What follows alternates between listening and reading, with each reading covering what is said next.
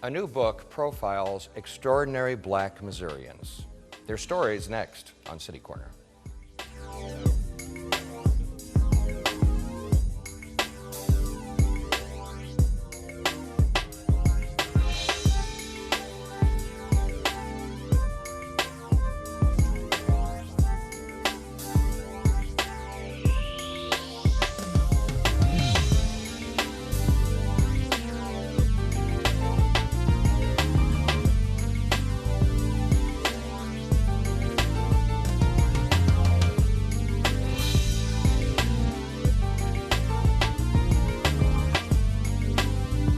Steve Potter, and welcome to City Corner. The book is Extraordinary Black Missourians, Pioneers, Leaders, Performers, Athletes, and Other Notables Who Made History. The book is written by John A. Wright Sr., along with his wife Sylvia, and Mr. Wright joins us now. Welcome to the program. Oh, thank you. Pleasure to be here. The book, you know, I think it's all in the title of your book. The word extraordinary is kind of the key, and I like it when it's pronounced the other way, extraordinary. So what does that mean to you? What does it mean? It means that we have individuals who went beyond the normal, who did things that we normally don't see happen in daily life. Mm-hmm. And so we thought they were unique individuals, realizing we didn't cover everyone. You know, people say, why isn't so-and-so in, so-and-so in? You can only put so many people in one volume. Right. We were limited in space.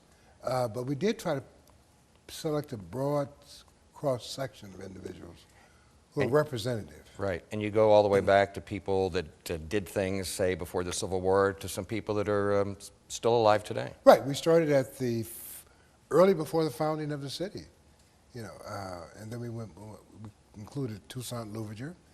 He didn't live in Missouri, but he made it possible for Missouri to be part of the United States. And so we've started from Toussaint all the way up to the present day. Well, you have a lot of people in your book, Extraordinary Black Missourians, who we'd recognize their names, and a lot that we've never heard of. And that was intentional. We wanted to bring attention to some people who've been in the shadows, who've made contributions all across America, who've gotten lost in history, and wanted to bring them to the attention of readers.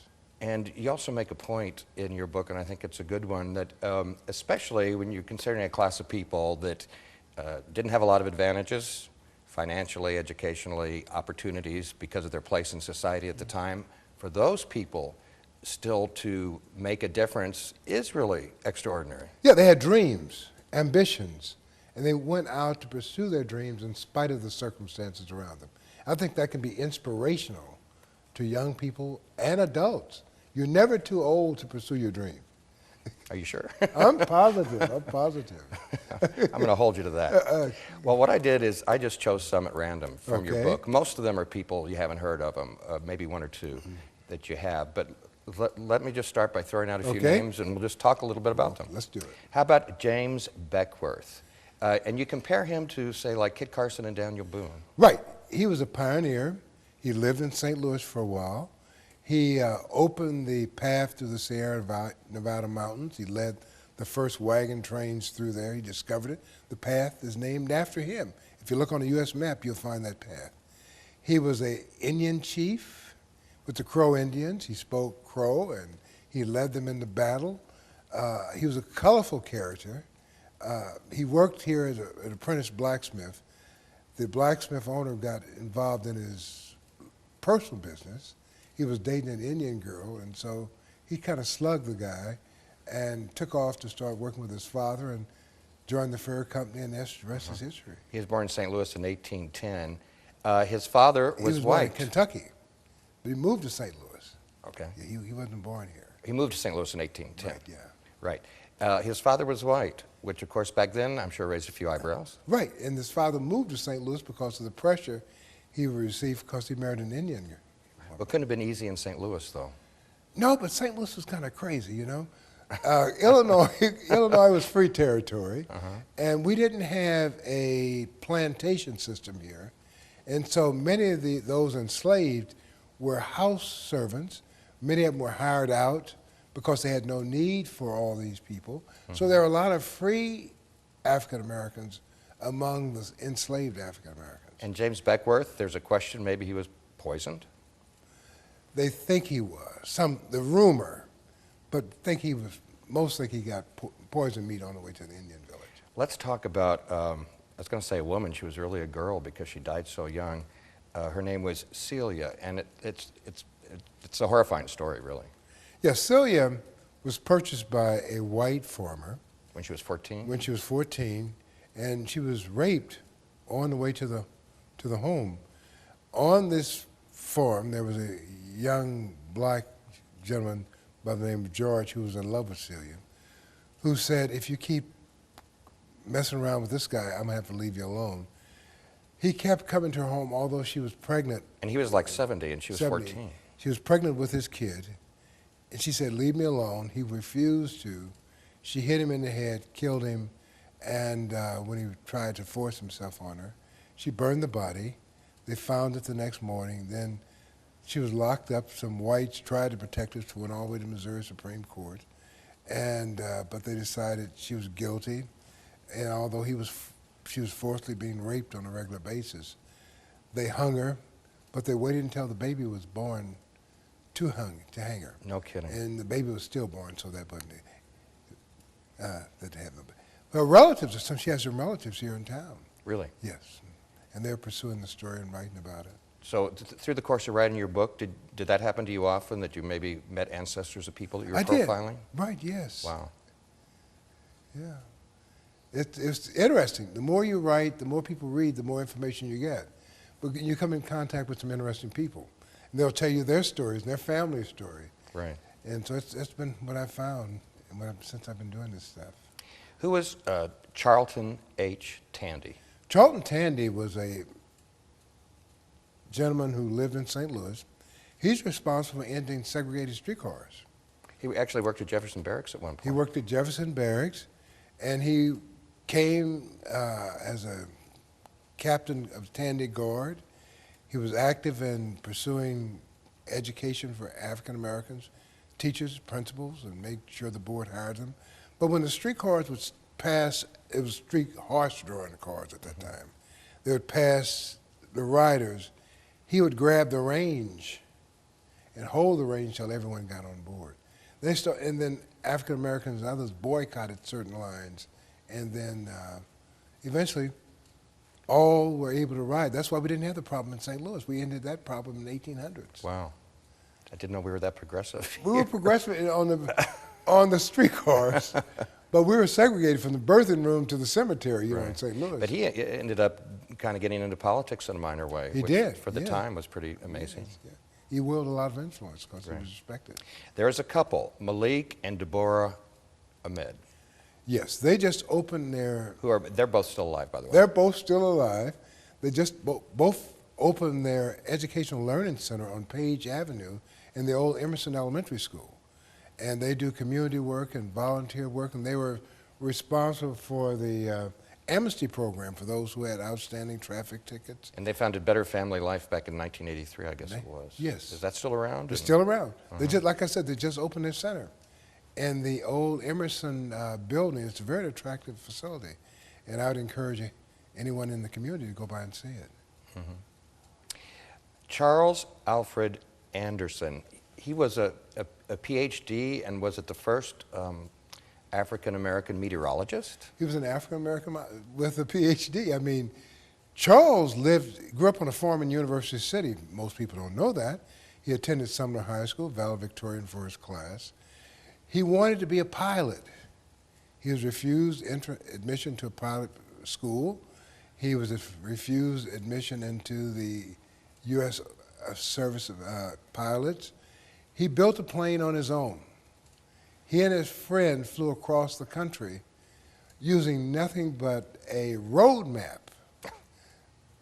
He's responsible for the Tuskegee experiment to a certain extent.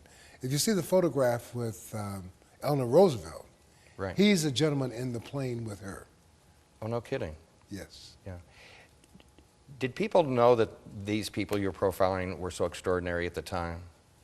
I think most did not. They took it for granted. And some of them were hailed as heroes.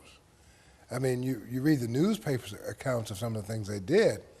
They became, like Tandy, he became a very well-known individual in St. Louis. Beckworth if you see some pictures of Beckworth, sometimes he's painted as white almost. His identity gets lost in history. When there was a movie that came out, Tomahawk, I think it was, he was played by a white actor. Oh, really? Yes. He was not given credit for being African American. Were you aware of many of these people when you started this, or were they new to you? A few of them were new, but most of them I knew about. I was a member of the... I'm curious how, because I'm sure they didn't teach you about these people in high school, did they? Some of them were. I was in the Negro History Club at Sumner High School. And as part of that club, we studied history. And we had individuals who brought information to us that we didn't get in the regular textbooks. Are they teaching, do you know what they're doing now? You were an educator, we'll talk about that later, but you were an educator for years and years. Are we doing the job now? No, no. We've gone more to multicultural education, and some avoid African American education. It's not in the textbooks. You know, our major cities control what's in the textbooks. And you have some southern states who buy a lot of textbooks, and some of the things they don't want in the textbooks. So they don't get in because of the volume of books they purchase. So, what's the best, where else can people read about this besides your book, I guess is what I'm getting at. Well, I mean, you have to go to the library. I mean, it just doesn't happen, you know. Some of them on the internet. Some organizations have pages where they publish history of African Americans, but you have to go to the library. It just doesn't pop out, because history is written by those who know history, and many times you have individuals who only know European history, so that's all they write about. Right, that makes sense. Well, John Wright has written the book, along with his wife Sylvia, Extraordinary Black Missourians, and we'll pick up on this in just a few minutes. Stay with us.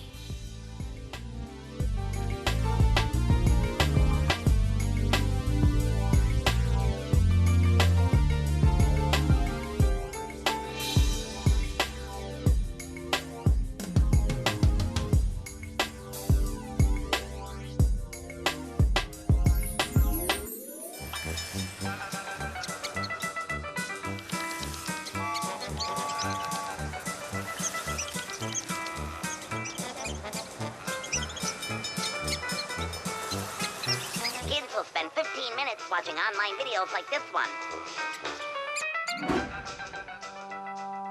Brushing for 2 minutes now can save your child from severe tooth pain later. 2 minutes twice a day. They have the time.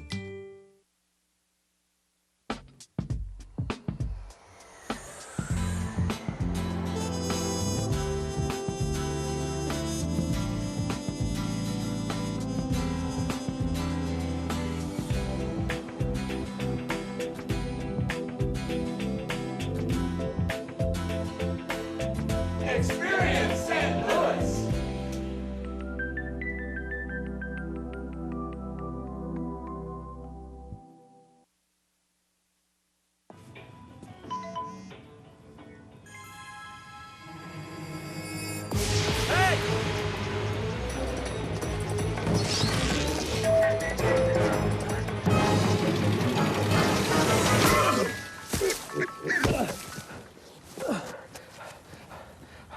So, same time next week?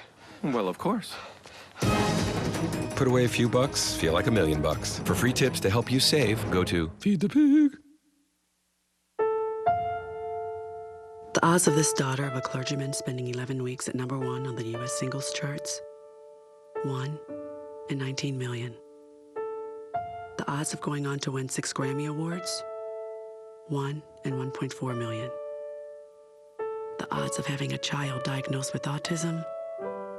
1 in 110. I'm Toni Braxton, and I encourage you to learn the signs of autism at autismspeaks.org.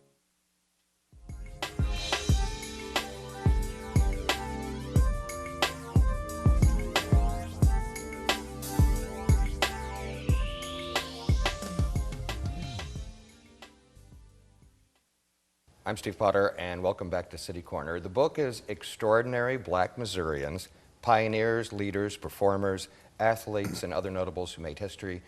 John Wright, who wrote the book with his wife Sylvia, is with us today. And just a little bit about you, John, if you don't mind. You're an educator for a long time, and I think you've written like something more than a dozen books. Yes. Well, yeah, I started out teaching, and I taught for 3 years and went into administration. And I guess I've served in every position from principal to superintendent of schools, the last job being interim superintendent of St. Louis Public Schools. I've served on the Community College Board of Trustees, where I was president, also U-City School Board, and the St. Louis County Board, which no longer exists. Wow. And so... And most of your books, if not all of them, are about black history, aren't they? Except a few. The University City one isn't. Crondelet You would isn't. do on Crondelet, right? Yeah, and those two aren't. But for the most part, it's all about African American history. Tell us a little bit about your co-author. Sylvia, well, she's a retired educator. She started out in nursing, and she was a psychiatric nurse. And when they found they were giving more pills rather than treatment, she went into education. She trained students to be nurse assistants in nursing homes. So you share this passion together then? Yes. The book is Extraordinary Black Missourians. I just want to take out a couple of things that you've mentioned in your introduction, have you comment on it. One of the first things you point out is that African Americans have been part of Missouri for over 293 years. And I didn't realize, evidently, the first black people, I guess, to come to Missouri were Haitians. Right. They were from the island of Haiti. You know, the slaves were brought to Haiti From and Africa. then to the Americas first. That was sort of a breaking in ground, and then on to Missouri. But they because were, they're under French control. right, but they were property in Haiti also, right? I didn't understand. They were property in Property Haiti? in Haiti, that's correct, yes. Right. And I think this is a good point, too. You're right that individuals are not born with these traits. You talk about defining the word extraordinary as beyond ordinary and very exceptional. And you say individuals are not born with these traits, but develop them over time through their life experiences. Right, I think... What sets these people apart? You're forced sometimes by circumstances. The times bring out leadership. I think the 60s brought people who had never planned on being leaders. They were forced into extraordinary roles. Same with the founding fathers of this country. The times brought out certain characteristics that these individuals didn't know they had, but they were forced, it was forced on them to take those roles. I guess sometimes we don't see someone's greatness, but they're at the right place at the right time in history, Right. and There they are, it yeah. just works. Right. As I said, there are, I don't know how many you've profiled in here altogether. There are about 116. Yeah, Is my it that wife many? and I counted, yeah. Oh, Some I- of them double on a page, like the Spinks brothers, the civil rights, the Supreme Court judges, Right. and some of them are 2 on a page. Right. The Ahmeds are 2 on a page. So what I did, I just picked out some randomly. Okay. And how about Lloyd Gaines? He was involved in a famous case, Gaines versus Canada. Yeah, you know, before Lloyd Gaines' case in '38, if you wanted an education that wasn't offered in Missouri in an African-American school, you had to go out of the state, and the state paid your tuition. He wanted to go to law school. So Lloyd applied to go to the University of Missouri Law School. They said, well, you can't be admitted, so we'll pay your tuition to leave Because you're the state, because you're an African-American. African-American. So they took it to court, and he won. That was the first case that began to break down the walls of segregation. But rather than admit him to the University of Missouri, they opened a law school as a branch of Lincoln University in St. Louis. And Lloyd never attended the school. He went to Chicago and went out to buy some postage stamps and disappeared. His family, I went to school with his nephew, they don't know what happened to Lloyd. Well, your first thought is foul play, but we can't really say that for We sure. can't say that, no. So he died young. We don't know. Well, if he did die, he If disappeared. he did that, yeah, he Right. disappeared young, yeah. But he was awarded an honorary law degree after he went missing. Years later, Right. years later, the university, I guess, the conscience preyed on him, and they decided he should get a Well, degree. obviously, back in that time, what year would we be talking about approximately when he was going to school? 38, 39, you know. 38 is when the suit was. And he was planning on enrolling in school, but it never happened. So although, there was a lot of prejudice at that time, certainly there must have been some white people that thought he was in the right and tried to help him, or he wouldn't have gotten that far, right? Well, the NAACP took the case, but there have always been whites who have tried to work, for example, Washington University, before it moved on the Hill, under Eliot, admitted African-American students. And Walter Farmer, who's in the book, was a top-ranking student in the law school. And we have examples of a number of individuals who went to school at Washington University. Only when they moved on the Hill that they began to segregate. So we've always had whites throughout history who worked for a better community and a better society. The next person I chose out of your book is Frankie Baker. Everybody's heard that old ballad. Frankie and Johnny, I guess is what it was called, That's it, right? yes. Yes, Frankie and Johnny were lovers, right? They were lovers. I mean, we had several folk tales came out of St. Louis. Staggerly, Frankie and Johnny was one of those. So this is based, Frankie Baker, who we're looking at now, and this ballad was based on events that occurred in October of 1899. Right. On Tyree Street, right where the Kiel Opera House is. Frankie was a lady of the evening who provided, I guess, resources for Johnny, whose real name was Albert Britt. And he was messing around on her, cheating on her, and they got into a fight and he was killed.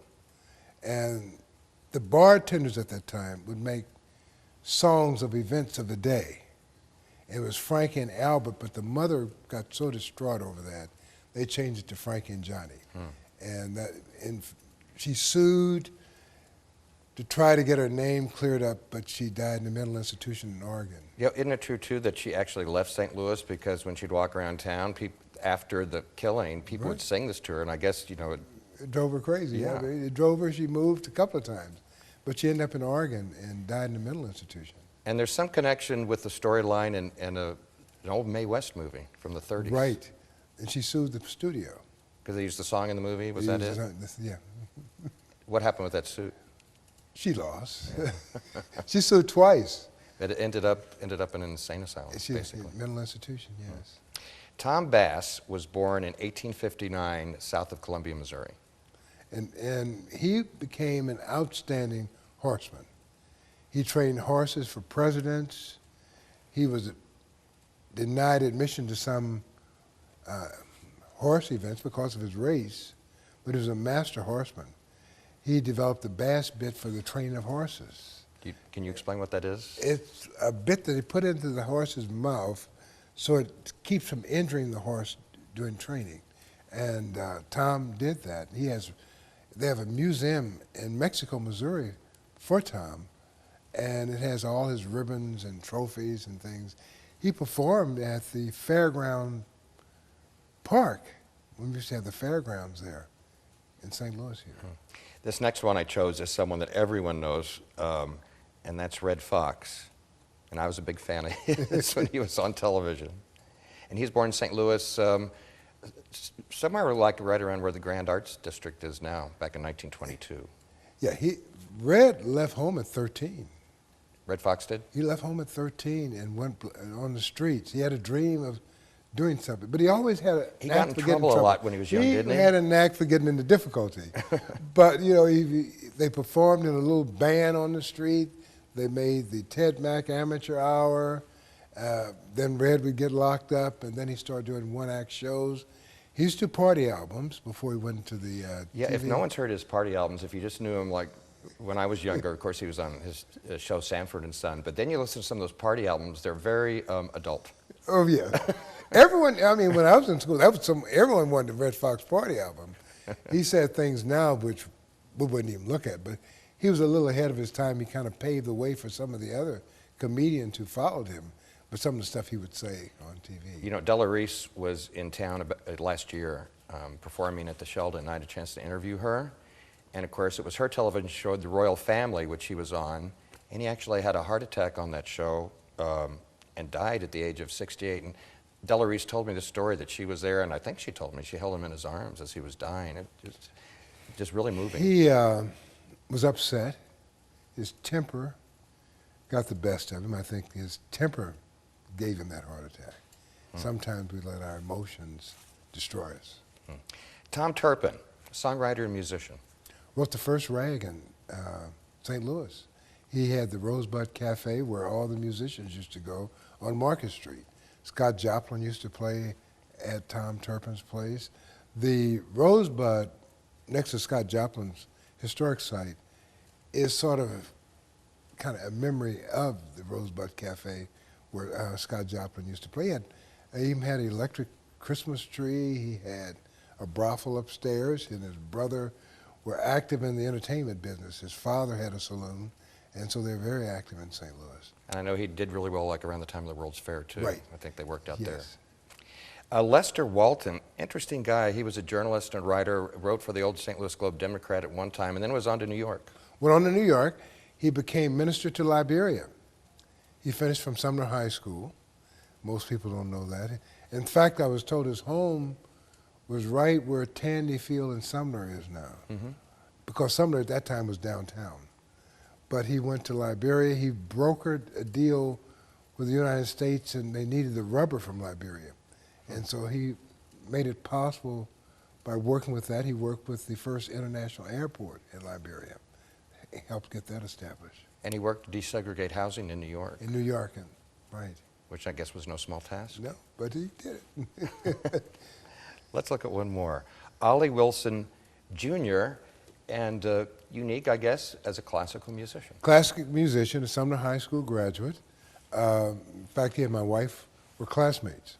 Oh, really? And Ollie has gone and studied abroad. He's played abroad. He played with our St. Louis Symphony. Symphony played some of his work. And so Ollie is retired now, but he lives out, I think, in California. In fact, I think there were quite a few major symphonies across the country that performed his stuff Yeah, over the yes. years. He's a great musician. Your book is available at local bookstores. Yeah, I think you can get it. Barnes & Noble. I heard Left Bank has it. And many of the bookstores have it. If you can get it at Missouri Historical Society is another place. And the Mercantile Library, I know they're carrying it. All right, and we'll have a graphic come up here in a minute, and you can, it's Reedy Press, I guess you can go through Right, them and get it Scott too. Joplin, Historic Site has the book. Excellent. Yeah. It's Extraordinary Black Missourians, Pioneers, Leaders, Performers, Athletes, and Other Notables Who've Made History. John A. Wright is our guest, along with his wife Sylvia Wright. They co-authored the book, and I really found it enjoyable. It's a must-see, and I thank you so much for sharing it And with I us. thank you for having me. Thanks so much. Pleasure. I'm Steve Potter, and that's all for this edition of City Corner. Thanks for watching. We'll see you next time. Bye.